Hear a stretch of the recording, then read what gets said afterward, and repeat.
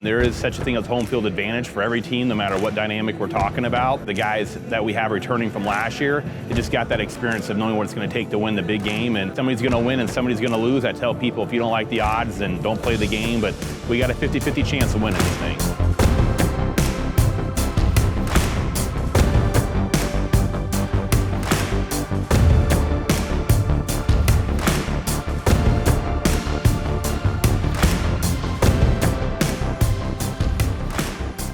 We look at their strengths and weaknesses. We look at our strengths and weaknesses, come up with a game plan, make some adjustments as the game go, and let the best team win.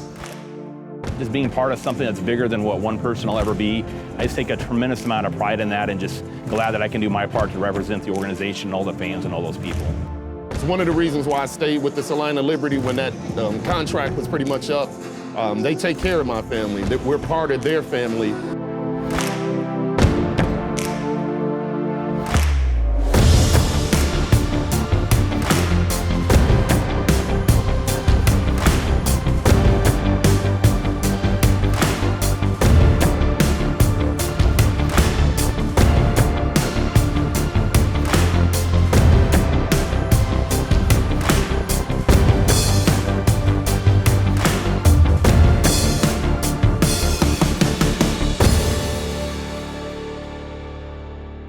You go this far in the season, you want to win that last game, especially when you're in the playoffs. You win the last game in the playoffs, that usually means you win a championship.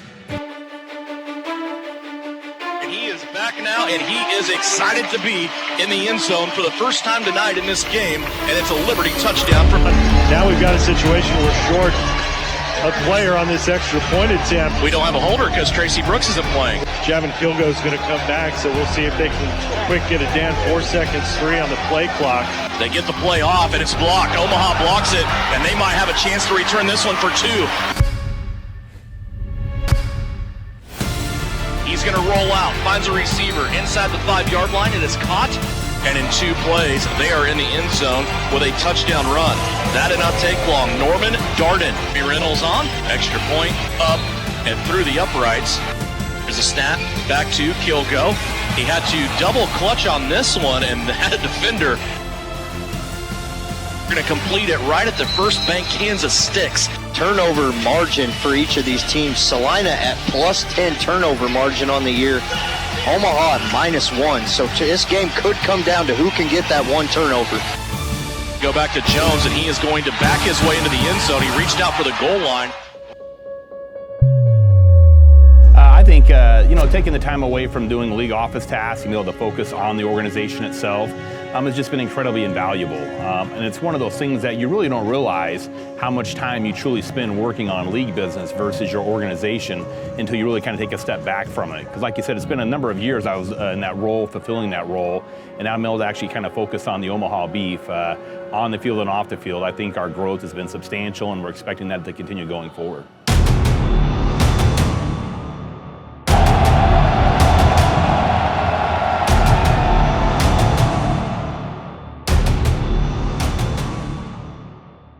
Ed's going to take it at the goal line. 5, 10, 15, angles to the right. Escorted up against the barrier between the 15 and 20-yard line. Kilgo takes the waist-high snap, floats it out to Anthony Love. Left-hand side, Love a little shake and bake, and he's going to break off. It's going to collapse. He's trying to get out of there. Now he's going to be tackled from behind. For Omaha, here's a completion down to the 5. One of them got free, and that is Norman Darden again. Tara DuBois in the slots. There's a slant play, and it goes to the end zone, and it's another touchdown for Omaha. Andrew Jackson delivered that ball, and it goes to the before-mentioned Alexander Noble.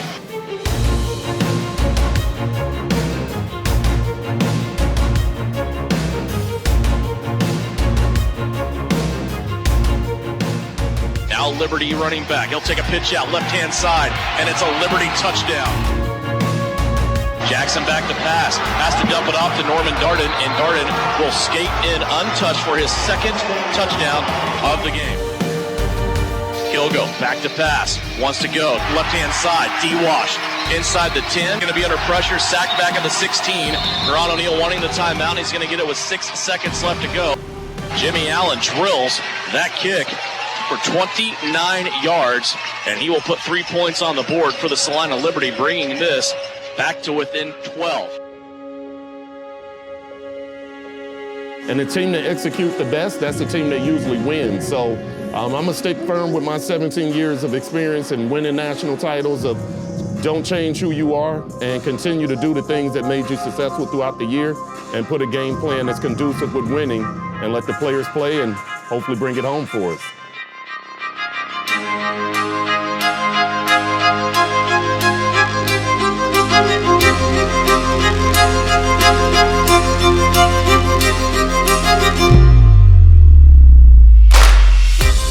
Nothing shouted against Omaha. They have played a phenomenal first half. When you go 4 for 4 on drives, convert all 4 extra points, I don't know if there's much else you can change.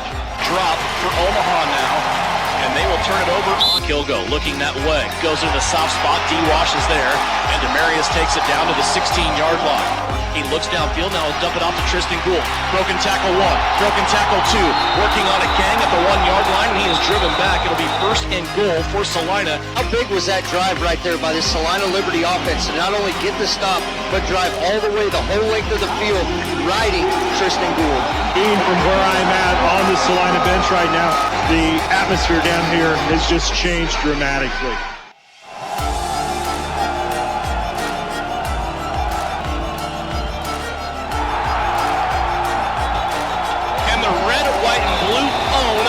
Third quarter of action.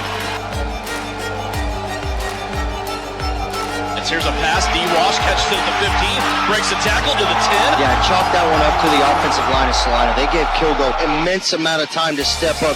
Demarius Washington snags it out of the sky, and D-Wash has a touchdown, and the Liberty have their first lead since 10 minutes left to go, all the way back in the first quarter. And this defense has stood up and given up no points so far in the second half. Jackson back to pass. Andrew Jackson wanted it all. And an interception. Salina with an interception at the goal line. All the way back the other way. Evan Ray with back-to-back interceptions. They want to pass again. Kilgo over the middle into the end zone. D-Wash. And he's going to score. Demarius Washington is a man amongst men. Here's Jackson, back to pass, wants to go to the slant, he does, and it's a touchdown with 24 seconds left to play. He's going to try an onside kick. He's going to take a bounce and not make it 10 yards. Salina Liberty have their defining moment of franchise history. They will have Champions Bowl 7 trophy in their trophy case, and they have done it. They have bucked the trend of what some people compared them to the Buffalo Bills. They are not going to lose 4 championship games in a row. They get it done without their MVP, Tracy Brooks, and the Salina Liberty have a championship in Champions Bowl 7.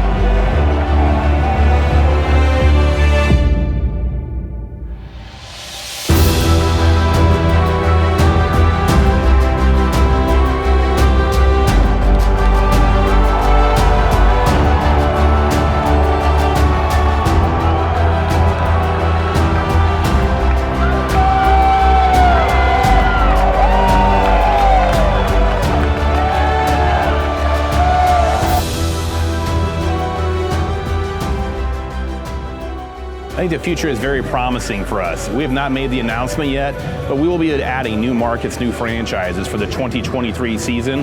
Those announcements will be coming in the next 30 to 60 days at the most. So I'm excited about the growth of the league, excited about the growth. You know, we have a number of teams that are going to be going into their second year.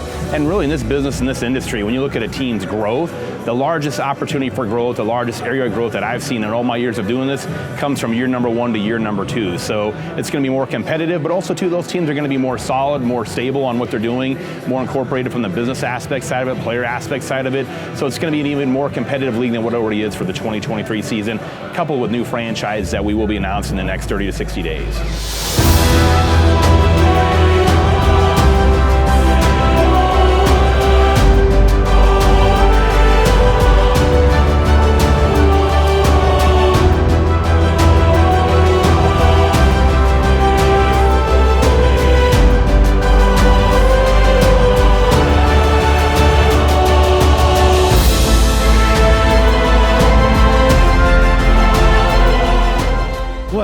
We're going to be back. I know that because we've got a group of owners that are really vetted into making this it's a community project is what it is.